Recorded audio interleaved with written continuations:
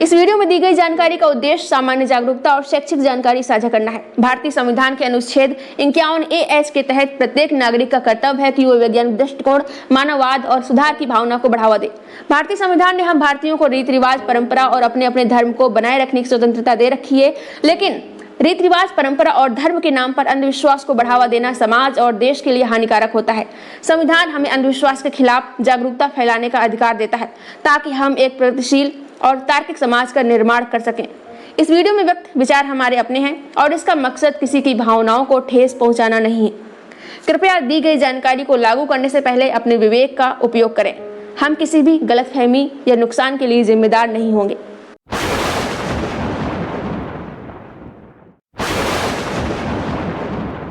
जब इंसान नहीं जानता था कि आसमान से गिरने वाली बिजली क्या है तो उसने कहा ईश्वर का क्रोध है। जब उसे नहीं पता था कि बीमारी कैसे होती है तो उसने कहा यह पाप का फल है। जब वो नहीं जान पाया कि मौत क्यों आती है तो उसने कहा यह ऊपर वाले की मर्जी है। जब वो डर गया तो उसने कहा कोई तो है जो सब देख रहा है।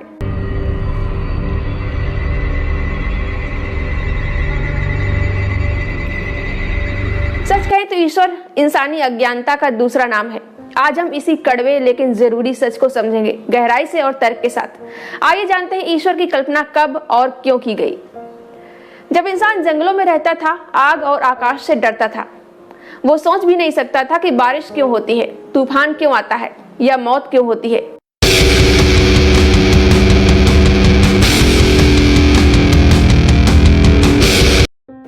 डर ही ईश्वर का पहला बीज था।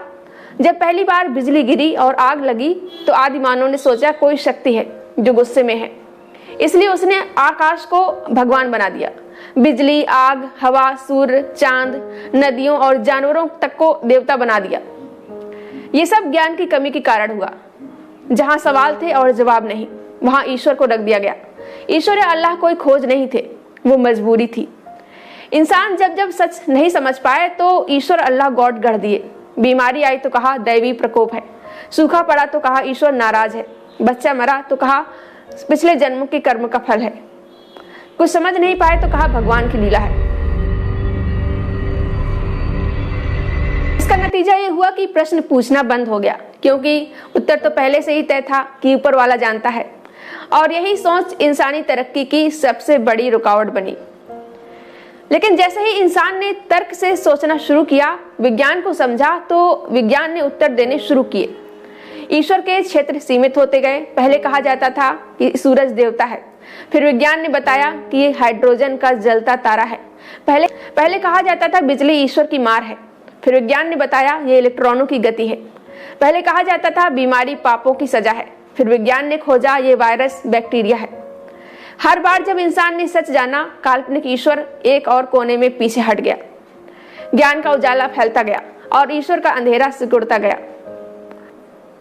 महान दार्शनिक बर्ट्रैंड रसेल कहते हैं कि ईश्वर की धारणा तब तक बनी रहेगी जब तक इंसान डरता रहेगा। कार्ल सेगन ने कहा हमारे पूर्वजों ने ईश्वर की कल्पना सिर्फ इसलिए की क्योंकि उनके पास सवाल थे लेकिन उत्तर नहीं थे। रिचर्ड डॉकिंस ने कहा ईश्वर वो गड्ढा है जिसमें हम अपने सभी अनसुलझे प्रश्न फेंक देते हैं। ओशो ने ईश्वर को एक मनोवैज्ञानिक जरूरत बताया। जैसे बच्चों को गुड़िया चाहिए, वैसे ही कुछ इंसानों को भगवान चाहिए। वहीं आज तक लोग कहते हैं कि अगर ईश्वर नहीं होगा तो लोग गलत करेंगे। ईश्वर डर पैदा करता है जिससे समाज चलता है। लेकिन जरा सोचिए, अगर कोई सिर्फ डर की वजह से अच्छा है तो वो असल में अच्छा है या सिर्फ डरपोक है? क्या हम एक ऐसा समाज चाहते हैं जहां लोग सिर्फ इसलिए ईमानदार हों क्योंकि कोई अदृश्य कैमरा, कोई अदृश्य शक्ति उन्हें देख रही है?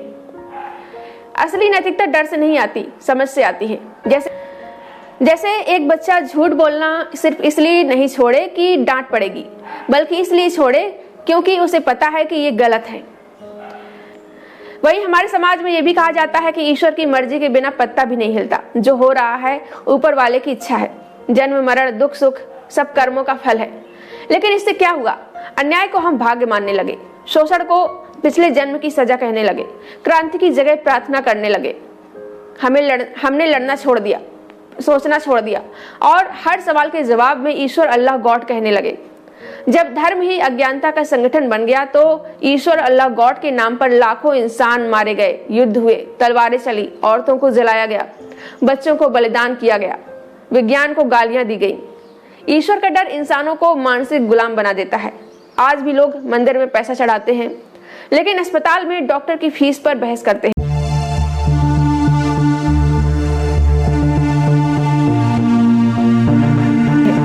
यही धार्मिक पाखंड है। अगर ईश्वर सच में होता तो वो हर धर्म में एक जैसा होता, हर जबान में उसका एक नाम होता, एक जैसा नाम होता, हर किताब में उसके विचार एक जैसे होते। लेकिन नहीं, हिंदू का ईश्वर राम है, शिव है, कृष्ण है, मुस्लिम का ईश्वर अल्लाह है, ईसाई का ईश्वर यीशु है, बौद्ध का कोई ईश्वर नहीं है। अगर ईश्वर असली होता तो वो व्यक्तिगत नहीं, सार्वभौमिक होता। इसलिए ये कहना ज्यादा सच है कि ईश्वर इंसानों की कल्पना है, इंसानों की जरूरत के मुताबिक गढ़ा गया एक चरित्र है। जब तक हम ईश्वर के भरोसे बैठे रहेंगे, हम अपने जीवन के जिम्मेदार नहीं बन सकते। ईश्वर को मानना एक तरह से अपनी हार मानना है। ये कहना कि मुझे कुछ नहीं आता, सब ऊपर वाले की मर्जी है, लेकिन जो कहता है मुझे नहीं पता पर मैं जानना चाहता हूँ, वो ही असली वैज्ञानिक, असली जागरूक और एक जिम्मेदार इंसान है। अब विकल्प क्या है? क्या हम ईश्वर के बिना जी सकते हैं और उससे बेहतर जी सकते हैं? जवाब है बिल्कुल। हम ईश्वर के बिना बेहतर तरीके से जी सकते हैं जब हम ईमानदारी को इंसानियत की वजह से मानेंगे, डर की वजह से नहीं। जब हम सवालों को ईश्वर, अल्लाह, गॉड की मर्जी कहकर टालेंगे नहीं बल्कि खोजेंगे। जब हम अच्छाई को पुरस्कार की आशा से नहीं, समझ से अपनाएंगे। जब हम ईश्वर नहीं बल्कि सत्य की तलाश करेंगे। जब हम एक बेहतर समाज बना पाएंगे। ईश्वर को मानना आसान है, लेकिन सच को स्वीकार करना साहस का काम है। ईश्वर से जवाब नहीं मिलता, विज्ञान, तर्क और जिज्ञासा से मिलता है। और अगर हम इंसानियत को आगे बढ़ाना चाहते हैं तो हमें ईश्वर से नहीं, अज्ञानता से लड़ना होगा, क्योंकि ईश्वर अज्ञानता का नाम है और अज्ञानता ही वो अंधकार है जिससे लड़कर रोशनी आती है। आप इस बारे में क्या सोचते हैं और आपके क्या विचार हैं? मुझे कमेंट करके ज़रूर बताएं। और अगर आपको ये वीडियो पसंद आया हो तो लाइक करें, शेयर करें और चैनल को सब्सक्राइब ना किया हो तो सब्सक्राइब कर लें। वीडियो को पूरा देखने के लिए थैंक यू। अगर आपको मेरा काम पसंद आ रहा हो और आप चाहते हैं कि मैं इसी तरह बिना डरे, बिना किसी के दबाव के सच्चाई और सामाजिक मुद्दों पर बोलती रहूं और अंधविश्वास के खिलाफ समाज को जागरूक करती रहूं, तो आप अपनी इच्छा अनुसार मेरी आर्थिक मदद भी कर सकते हैं। मैं किसी संगठन या पार्टी से नहीं जुड़ी हूं। आपका सहयोग ही मेरी सबसे बड़ी ताकत है। आप अपना सहयोग वीडियो के नीचे दिख रहे थैंक्स के बटन पर क्लिक करके या फिर मेरी UPI ID shashi-singh9192@OKICICI पर सीधे भेजकर या फिर स्क्रीन पर दिख रहे QR कोड को स्कैन करके कर सकते हैं। आपकी हर छोटी से छोटी मदद मेरे लिए बहुत कीमती है।